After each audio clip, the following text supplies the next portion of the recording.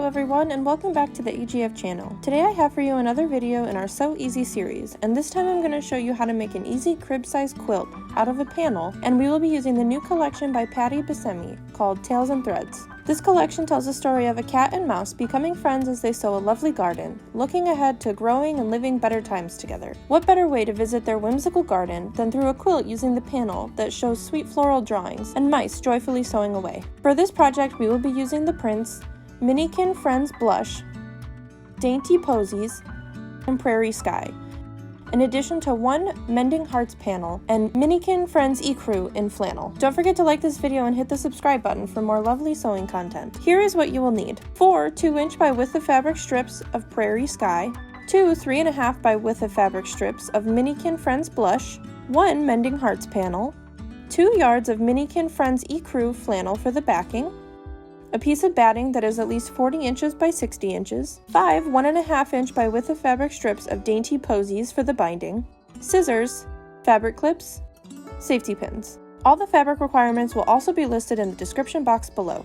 Start by taking your panel and your strips of Prairie Sky and Minikin Friends Blush and sew them as you see here, on both ends.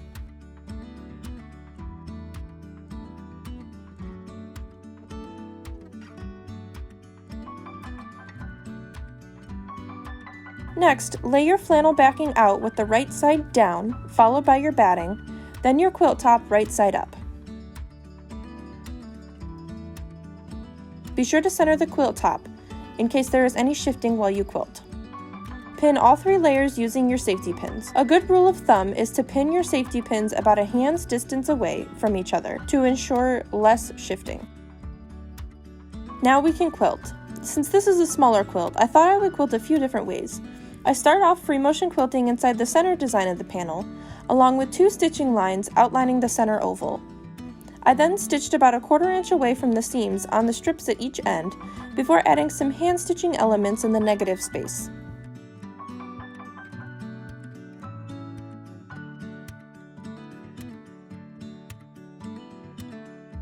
Trim the excess batting and backing off before attaching your binding. I chose to do my binding the AGF way for this quilt.